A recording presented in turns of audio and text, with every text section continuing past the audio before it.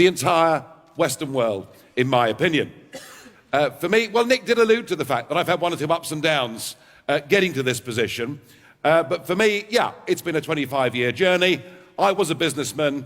I got into politics because I felt that our political class were completely out of touch with the people, frankly, that drank in my village pub.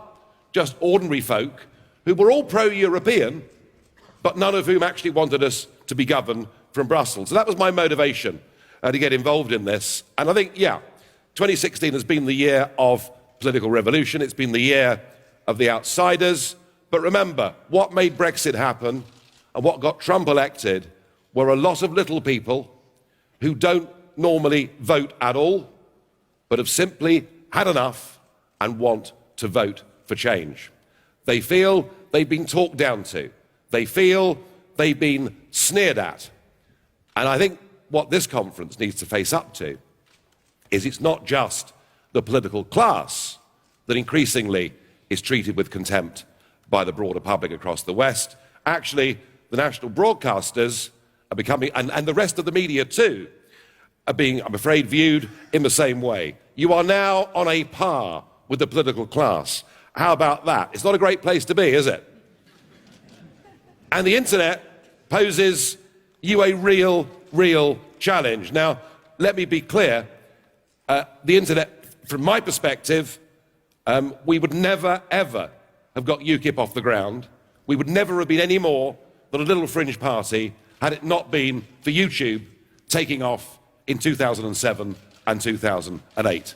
At a time when whatever I did in the European Parliament in Brussels or Strasbourg, and those that have seen what I do there, I make very helpful.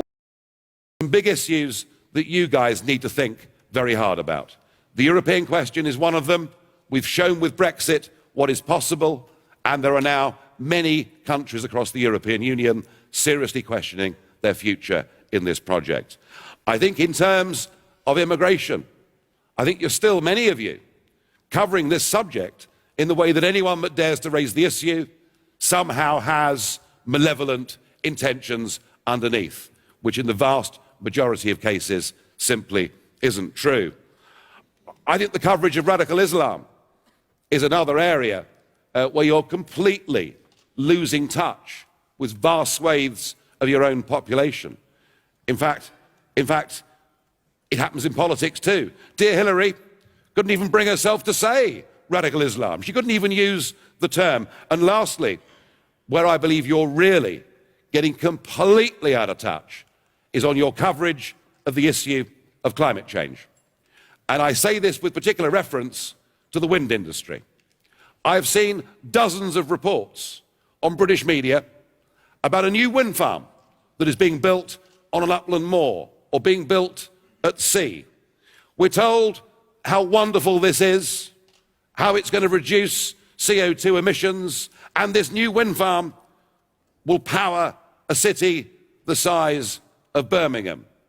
And what we don't get told is when the wind doesn't blow, it won't even power a single kettle. What we don't get told is that none of this can be done without vast taxpayer subsidy. What we don't get told is that actually wind energy and renewables has led to one of the greatest transfers of wealth from the poor to the rich that we've seen in modern times. I haven't heard any of that in the United Kingdom, and I doubt there's much of it in your countries too.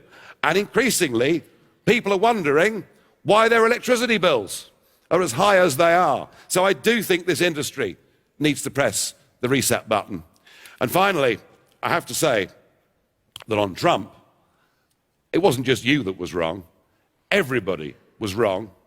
But I had a very good bet at 5-1, and I've enjoyed 2016, even if you haven't. You have got to change. Otherwise, you'll come back here in 5 years' time, and there'll be fewer of you. Thank you.